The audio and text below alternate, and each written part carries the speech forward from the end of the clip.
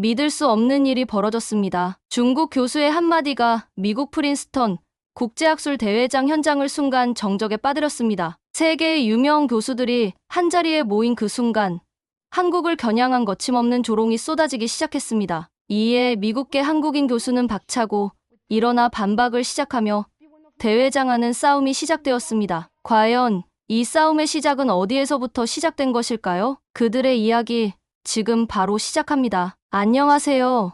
제 이름은 에밀리 콜맨이에요. 저는 국가들이 어떻게 돈을 벌고 서로 무역하는지 연구하고 있어요. 지금 프린스턴 대학교로 가는 중요한 여행을 위해 가방을 싸고 있어요. 프린스턴은 아주 똑똑한 사람들이 일하고 공부하는 유명한 학교예요. 저는 컨퍼런스라고 불리는 큰 모임에서 발표하도록 초대받았어요. 이 컨퍼런스는 국가들이 석유, 광물, 해양 접근성 같은 천연자원을 어떻게 경제 발전에 활용하는지에 관한 것이에요. 전 세계의 전문가들이 참석해서 자신들의 아이디어와 연구를 공유할 거예요. 이런 초대를 받고 기뻐해야 할 텐데요. 사람들이 저를 똑똑하다고 생각한다는 의미니까요. 하지만 제가 정말 느끼는 건 오랫동안 믿어왔던 것을 증명하게 될 설렘이에요. 나만은 모두가 생각하는 것만큼 성공적이지 않다는 거죠. 수년간 저는 한국을 연구해 왔어요. 제 연구에서 저는 항상 같은 말을 해요.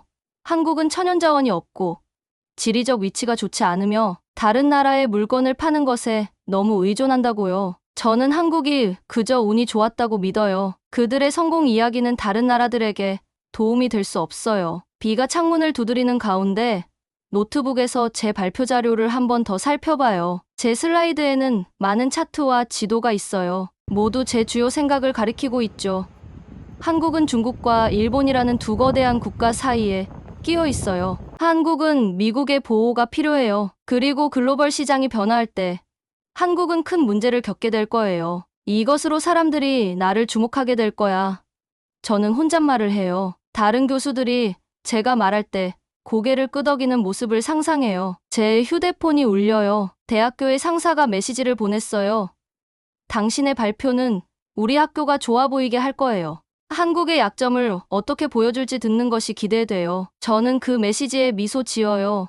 하지만 뭔가 맞지 않는 느낌이 들어요. 그래도 그 느낌을 무시해요. 경제학에서는 감정이 아닌 숫자를 따르거든요. 그리고 제 숫자들은 한국의 문제에 대해 명확한 이야기를 해요. 보스턴에 있는 조용한 제 아파트를 둘러봐요. 책장에는 책이 가득해요. 벽에는 상이 걸려 있고요. 저는 다른 경제학자들에게 존경받기 위해 평생 노력해 왔어요. 프린스턴으로의 이 여행이 그것을 이루는데 도움이 될 거예요. 가방을 닫으면서 제가 만날 중요한 사람들에 대해 생각해요. 옥스퍼드, 베이징, 모스크바 같은 유명 대학의 교수들이 참석할 거예요. 일부는 한국에 대한 제 생각에 동의할 거고 다른 이들은 그렇지 않을 수도 있어요. 하지만 저는 제가 믿는 것을 방어할 준비가 되어 있어요. 프린스턴의 초대 이메일이 아직 컴퓨터에 열려 있어요. 제 이름이 다른 중요한 경제학자들 사이에 일정에 올라 있어요. 그것을 보는 것이 저를 자랑스럽게 해요. 제가 깨닫지 못하는 것은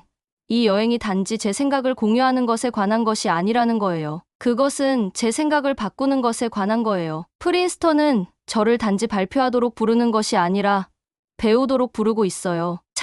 박비 내리는 보스턴의 밤을 바라봐요. 내일 저는 프린스턴으로 날아갈 거예요. 전 세계의 전문가들에게 한국 경제에 대한 제 생각을 말할 거예요. 그 다음 예상치 못한 일이 일어날 거예요. 제가 믿는 모든 것을 바꿀 무언가가요. 하지만 지금은 알람을 맞추고 잠자리에 들어요. 내일은 중요한 날이에요. 제 경력에서 가장 중요한 날이죠. 그리고 저는 정말로 저를 기다리고 있는 것이 무엇인지 전혀 모르고 있어요. 프린스턴 대학교는 정말 아름다워요. 오래된 돌 건물들이 푸른 하늘 아래 높게 서 있어요. 녹색 나무들이 학생들이 수업 사이에 걸어다니는 길을 따라 줄지어 있어요. 저는 컨퍼런스 건물로 걸어가면서 중요한 사람이 된 것 같은 느낌이 들었어요. 한국의 약한 경제에 대해 발표할 내용이 제 가방 안에 준비되어 있어요. 한국의 약한 경제에 대해 말할 내용을 여러 번 연습했어요. 컨퍼런스 건물 안에서는 세계 각국에서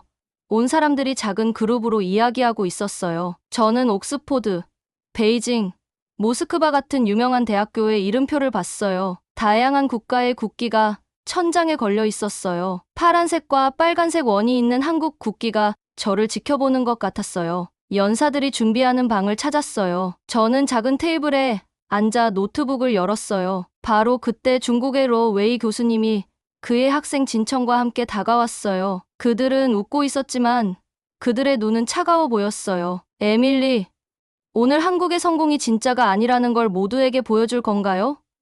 로 교수님이 물었어요. 그의 목소리는 조롱하는 것처럼 들렸어요. 진청이 덧붙였어요. 자원 없는 작은 나라가 부자가 된다고?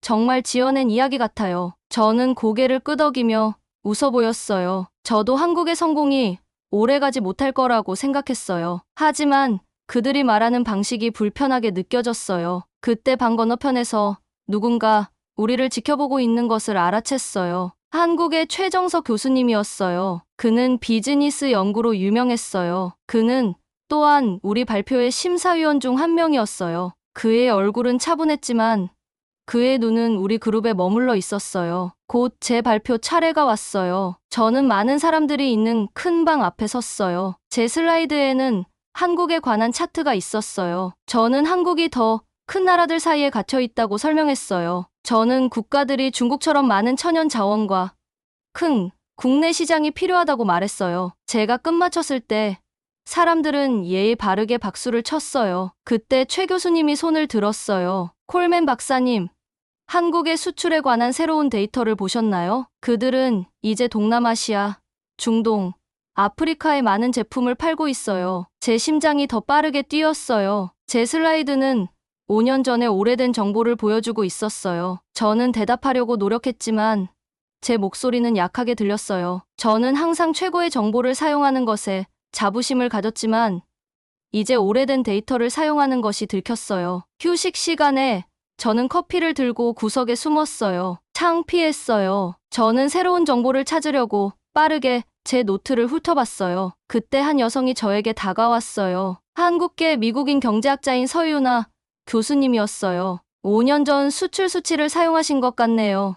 그녀가 말했어요. 저는 방어적인 느낌이 들었어요. 일부 숫자가 바뀌었더라도 제 주요 요점은 여전히 맞아요. 하지만 서 교수님은 화가 나지 않았어요. 그녀는 따뜻하게 웃었어요. 당신을 비판하려고 온 것이 아니에요. 그저 최신 데이터를 공유하고 싶었어요. 이건 감정의 문제가 아니라 정확한 정보를 갖는 것에 관한 거예요. 그날 밤 호텔 방에서 저는 서 교수님의 이메일을 열었어요. 그녀가 보낸 파일들은 놀라운 사실을 보여줬어요. 한국 조선 회사들이 세계 모든 선박의 70% 이상을 만들어요. 한국 컴퓨터 칩 제조업체들이 글로벌 시장을 선도하고 있어요. 한국 영화, 음악, TV, 쇼가 전 세계적으로 인기가 있어요. 한국은 중국에 판매하는 의존도가 줄어들고 있어요. 저는 이러한 사실들을 다른 출처에서 확인하면서 아주 늦게까지 깨어 있었어요. 서 교수님이 보낸 모든 것이 사실이었어요. 제 전체 발표가 오래된 정보에 기반하고 있다는 것을 깨달으면서 제 배가 긴장되는 느낌이 들었어요. 저는 호텔 침대에 앉아 노트북에 새로운 데이터를 응시했어요. 컴퓨터에서 나오는 파란 빛을 제외하고는 방이 어두웠어요. 제 창문 밖으로 프린스턴 캠퍼스는 달빛 아래 조용했어요. 저는 몇 년 동안 사람들에게 한국 경제가 약하다고 말해왔어요. 제가 내내 틀렸다면 어떡하죠? 저는 새로운 정보를 믿고 싶지 않았어요. 저는 그것에서 문제점을 찾으려고 노력했어요. 서 교수님의 데이터에서 실수를 찾아봤어요. 하지만 더 많이 찾을수록 더 많이 그녀가 맞다는 것을 알게 됐어요. 시계는 새벽 3시를 가리키고 있었어요. 잠을 자야 하는데 제 마음이 쉬지 않았어요. 내일 저는 다시 컨퍼런스에 가야 해요. 이제 무슨 말을 할까요? 제 연구가 오래되었다는 것이 밝혀진 후에 어떻게 모두를 마주할 수 있을까요? 아마도 저는 그냥 원래 생각을 고수할 수 있을 거예요. 아마도 저는 새로운 정보를 무시할 수 있을 거예요. 하지만 내면 깊은 곳에서 저는 그것이 잘못된 일이라는 것을 알고 있었어요. 좋은 연구자들은 그 사실들이 그들이 믿고 싶은 것과 일치하지 않더라도 사실을 따라요. 저는 노트북을 닫고 누웠어요. 천장이 제 위에서 빙글빙글 도는 것 같았어요. 저는 오늘 두 사람을 만났어요. 최 교수님과 서 교수님. 그들은 저에게 중요한 것을 보여줬어요. 그들은 저에게 새로운 길을 보여주는 안내자 같았어요. 하지만 저는 첫걸음을 내딛는 것이 두려웠어요. 마침내 잠에 들면서 저는 내일이 무엇을 가져올지 궁금했어요. 한 가지는 확실해요. 컨퍼런스는 제가 계획한 대로 진행되지 않고 있어요. 전혀요. 아침이 너무 빨리 왔어요. 한국에 대한 새로운 정보를 모두 살펴본 후에는 거의 잠을 이루지 못했어요. 컨퍼런스 둘째 날 옷을 입는데 머리가 무겁게 느껴졌어요. 거울을 보니 제 정장은 단정하고 머리도 깔끔하지만 눈은 피곤하고 걱정스러워 보였어요. 식당은 크고 밝았어요. 높은 창문을 통해 햇빛이 쏟아져 들어오고 긴 테이블에서 사람들이 아침을 먹으며 경제에 대해 이야기하고 있었어요. 저는 커피와 머핀을 가져왔지만 너무 긴장돼서 위가 많이 먹을 상태가 아니었어요. 오늘은 작은 국가들과 세계 무역에 관한 패널 토론이 있어요. 저는 로웨이 교수님과 함께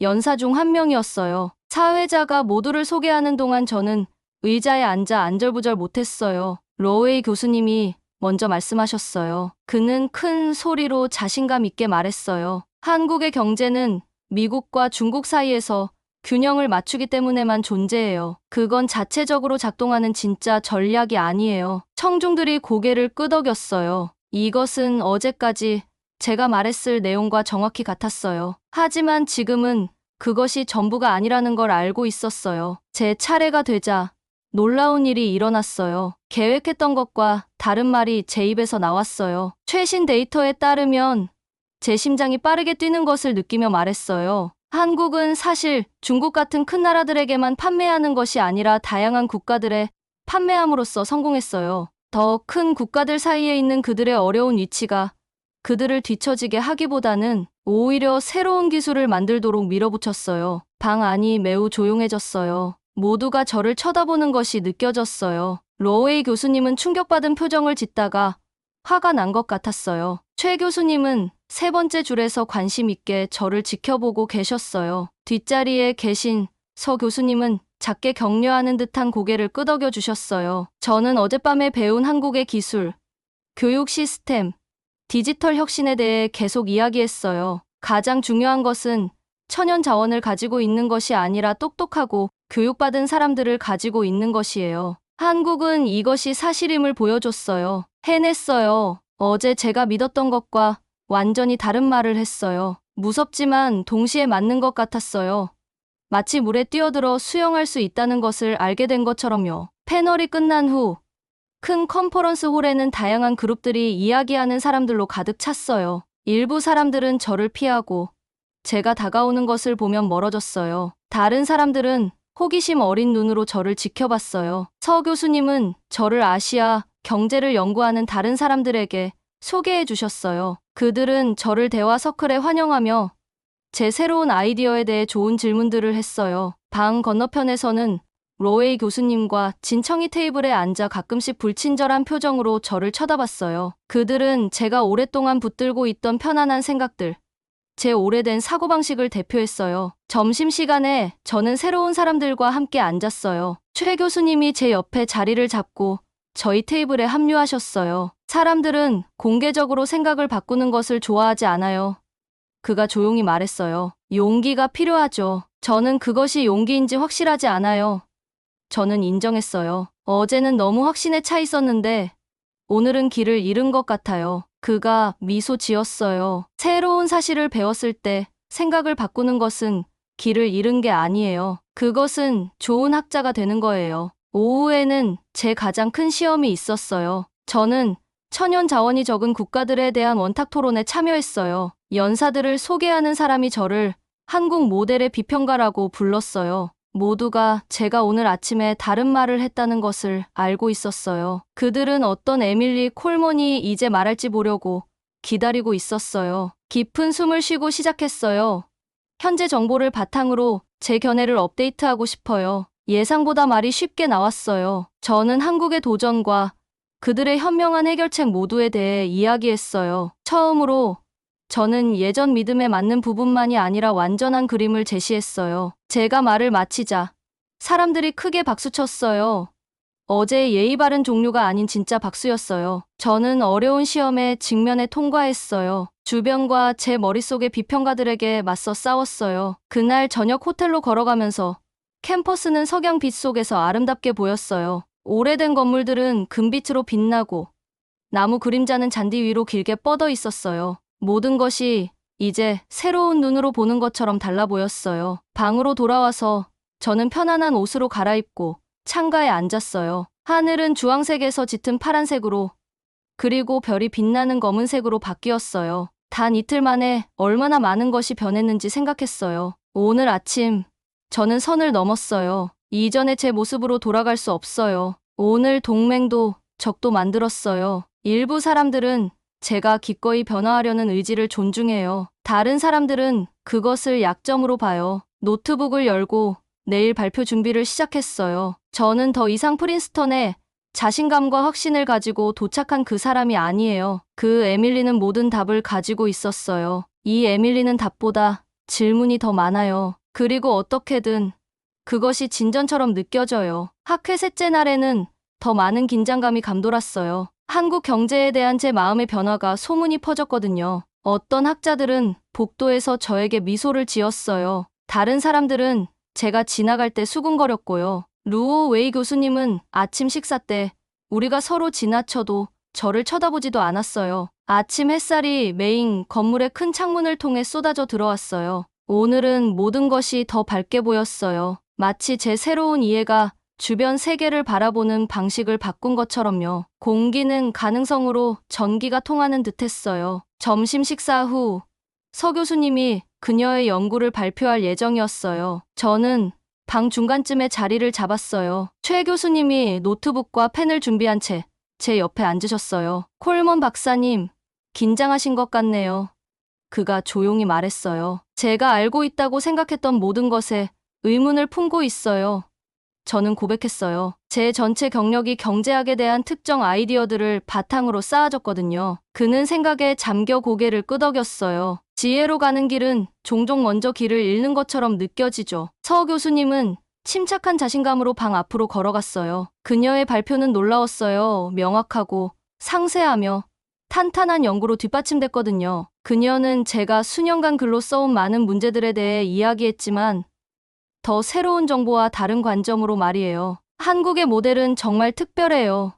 그녀는 결론지었어요. 하지만 더 중요한 것은 작은 국가들도 올바른 전략으로 세계를 놀라게 할 수 있다는 것을 증명한다는 거예요. 질의응답 세션이 시작됐어요. 특별히 계획하지 않았는데도 저는 손을 들었어요. 사람들이 알아차리자 방위에 조용해졌어요. 모두가 제가 무슨 말을 할지 지켜보고 있었어요. 서 박사님, 저는 심장이 빠르게 뛰는 것을 느끼며 시작했어요. 당신의 데이터는 제가 수출 의존도에 대해 발표한 많은 내용과 모순돼요. 한국이 여전히 성장하면서도 중국 시장에 대한 의존도를 어떻게 줄일 수 있었는지 설명해 주실 수 있을까요? 방은 너무 조용해서 핀이 떨어지는 소리도 들릴 정도였어요. 저는 방금 제 연구가 틀렸을 수도 있다고 공개적으로 인정했어요.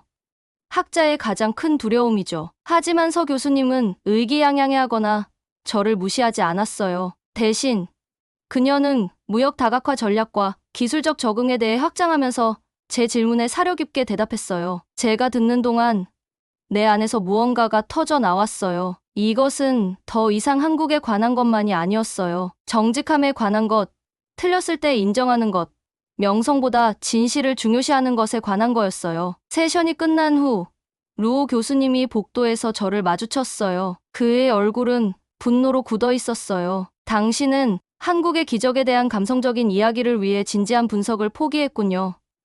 그가 비난했어요. 아니에요. 저는 침착하게 대답했어요. 저는 현재 데이터를 기반으로 분석을 업데이트했을 뿐이에요. 그건 감정적인 게 아니라 좋은 연구예요. 진청은 저를 비웃었어요. 당신의 전체 경력은 한국 모델을 비판하는 데 기반했어요. 이제 당신의 명성은 무엇이 남았나요? 그 질문이 공중에 맴돌았어요. 무엇이 남았을까요? 제 익숙한 주장들이 없다면 저는 경제학자로서 누구일까요? 최 교수님이 제 옆에 나타났어요. 학자의 가장 큰 명성은 그것이 이끄는 곳이 어디든 진실을 추구하는 데서 온다네요. 그가 말했어요. 그 길이 이전의 실수를 인정해야 할 때도 말이죠. 그날 저녁 호텔방에서 저는 제 가장 깊은 두려움과 마주했어요. 제 노트북을 열고 학회 논문을 완전히 다시 쓰기 시작했어요. 저는 새로운 데이터를 포함하고 이전의 실수를 인정하며 한국 경제를 이해하기 위한 새로운 프레임워크를 제안했어요. 각 수정은 오래된 피부를 벗겨내는 것 같았어요. 고통스럽지만 필요한 일이었죠. 저는 자존심보다 더 강한 무언가에 의해 밤새도록 일했어요. 진실을 이해하고자 하는 진정한 욕구였죠. 제 창문 밖으로 캠퍼스는 어두웠고 길을 따라 몇 개의 가로등만 빛나고 있었어요. 별들이 맑은 밤하늘에서 빛나고 있었어요. 저는 제가 비판했지만 한 번도 방문한 적 없는 도시인 서울에 대해 생각했어요. 저는 그 밝은 불빛, 분주한 거리, 혁신적인 기업들을 상상했어요. 고정된 아이디어 대신 열린 마음으로 그곳에 간다면 무엇을 배울 수 있을지 궁금했어요. 자정이 지나자 저는 열정적으로 타이핑했어요. 저는 이렇게 명확하고 목적을 가지고 글을 쓴 적이 없었어요. 제 오래된 주장들은 새로운 통찰력이 그 자리를 차지하면서 사라졌어요. 한때 한국의 약점을 증명하는 것처럼 보였던 차트와 데이터는 이제 다르게 보면 그 강점을 드러냈어요. 새벽 3시가 되자 제 눈은 피곤했지만 마음은 완전히 깨어 있었어요. 저는 논문의 완전한 개정을 마쳤어요. 그것은 한국의 도전에 대해 정직하면서도 그 놀라운 성취를 인정했어요. 가장 중요한 것은 제 이전 연구의 한계를 인정했다는 거예요. 저는 문서를 저장하고 노트북을 닫았어요. 가장 어려운 부분은 끝났어요. 저는 제 시련과 마주했어요. 제 오래된 학문적 자아의 죽음과 새로운 것의 탄생이었죠. 제가 마침내 잠들기 위해 누웠을 때 새벽이 밝아왔어요. 황금빛 광선이 커튼을 통해 스며들었어요. 밖에서 새들이 노래하기 시작했어요. 내일은 학회의 마지막 날이에요. 저는 완전히 수정된 제 연구를 모두에게 발표할 거예요. 저는 겁이 났어요. 하지만 또한 자유로워졌어요. 컨퍼런스의 마지막 날에 깜짝 발표가 있었어요. 주최 측에서 특별 폐회 세션을 추가했더라고요. 그들은 몇 명의 연사들을 초대해서 컨퍼런스 동안 배운 새로운 아이디어를 공유하도록 했는데 제 이름이 그 목록에 있었어요. 서 교수님이 아침 식사 시간에 저를 찾아오셨어요. 그분의 눈은 흥분으로 빛나고 있었죠. 이건 굉장히 특별한 일이에요. 그녀가 말했어요. 그들이 당신이 생각을 바꾼 방식에 감명받았나 봐요. 아니면 제가 다시 모든 사람들 앞에서 망신당하는 모습을 보고 싶어 하는 걸 수도 있겠죠.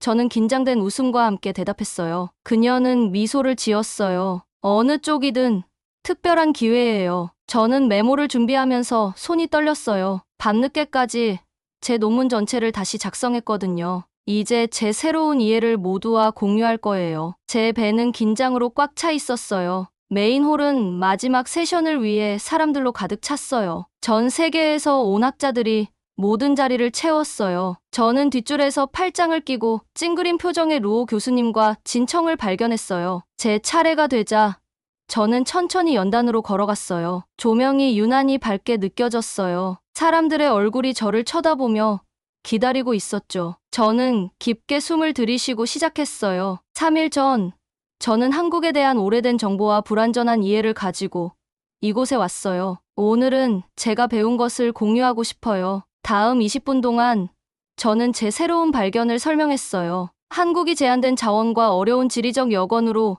인해 겪는 도전에 대해 이야기했어요. 하지만 이러한 문제들이 실제로 한국이 새로운 기술을 만들고 창의적인 해결책을 찾도록 밀어붙였다는 것도 설명했어요. 저는 한국이 이제 몇몇 큰 나라들뿐만 아니라 다양한 국가의 제품을 판매하고 있다는 새로운 데이터를 보여줬어요. 한국은 우리에게 약점처럼 보이는 것이 강점이 될 수 있다는 것을 가르쳐 줘요. 제가 말했어요. 아마도 경제학을 연구할 때도 마찬가지일 거예요. 우리의 생각을 바꾸려는 의지는 우리를 약하게 만드는 것이 아니라 더 강하게 만들어요. 제가 말을 마치자 방 안은 박수갈채로 터졌어요. 이전처럼 예의 바른 조용한 박수가 아니었어요. 큰 소리와 열정적인 박수였죠. 최 교수님이 승인의 표시로 고개를 끄덕였어요. 서 교수님은 환하게 웃었어요. 심지어 루오 교수님의 학생들 중 일부도 제 새로운 아이디어에 관심을 보이는 것 같았어요. 제 발표 후 이전에는 저를 피했던 사람들이 이제 질문을 하러 다가왔어요. 여러 학술지 편집자들이 제 수정된 논문을 출판하고 싶어 했어요. 한국 대표단은 저를 서울대학교의 객원 교수로 초대했어요. 기분이 어때요? 서 교수님이 나중에 커피를 마시며 물었어요. 무서워요. 저는 솔직히 말했어요. 제가 알고 있다고 생각했던 모든 것이 바뀌었어요. 그게 바로 배움의 진짜 보상이에요.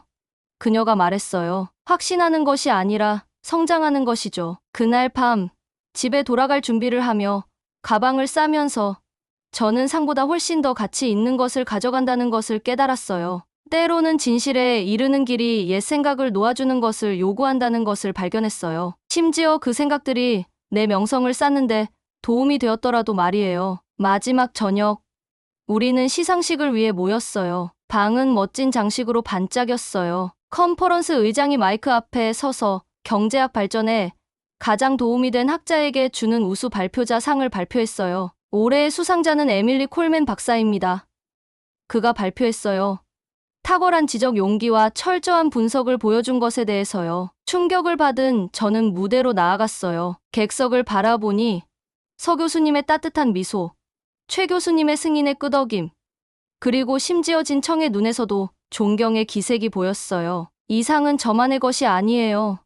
저는 목소리가 약간 떨리며 말했어요. 이것은 진실을 보여준 데이터, 그 진실을 공유한 학자들, 그리고 제 생각을 바꾼 한국 자체에 속한 것이에요. 이후 축하 자리에서 최 교수님이 저에게 다가왔어요. 당신의 변화를 지켜보는 것은 정말 놀라웠어요. 그가 말했어요. 저는 아직도 그것이 제 미래 작업에 어떤 의미가 있는지 파악하고 있어요. 저는 인정했어요. 아마도 그것이 핵심일 거예요. 그가 대답했어요. 진정한 학문은 항상 새로운 이해에 열려 있다는 것을 의미하죠. 서 교수님이 우리에게 합류했어요. 다음은 무엇을 생각하고 있나요? 그녀가 물었어요. 사실, 네. 저는 말했어요. 당신과 함께 연구 프로젝트를 시작하고 싶어요. 자원이 적은 국가들이 교육과 기술을 어떻게 활용해 그들의 한계를 극복했는지 살펴보는 거예요. 함께 일하고 싶으세요? 그녀의 얼굴이 밝아졌어요. 물론이죠. 진정한 학문적 작업은 열린 마음에서 시작해요. 6개월 후, 저는 보스턴 대학의 동료들 앞에 섰어요. 저는 공동 연구 프로젝트에서 나온 초기 결과를 발표했어요. 일부 사람들은 한국에 대한 제 옛 견해를 기억하고 회의적인 눈빛을 보냈어요. 다른 사람들은 제 새로운 접근법에 호기심을 보였어요. 제 여정은 분석으로 위장한 편견에서 시작했어요. 저는 솔직하게 말했어요. 하지만 사실은 저를 새로운 이해로 이끌었어요. 한국은 경제 규칙의 예외가 아니라 우리의 규칙이 확장되어야 함을 보여주는 사례예요. 그날 저녁, 저는 최 교수님으로부터 한국의 새로운 재생 에너지 돌파구에 관한 기사와 함께 이메일을 받았어요. 흥미로울 것 같아서 보냈어요. 그가 썼어요. 여정은 계속됩니다. 저는 프린스턴에서 일어난 일이 끝이 아니라 시작이었음을 알고 미소 지었어요. 제가 뒤에 남긴 편견들은 더 가치 있는 것을 위한 공간을 만들었어요.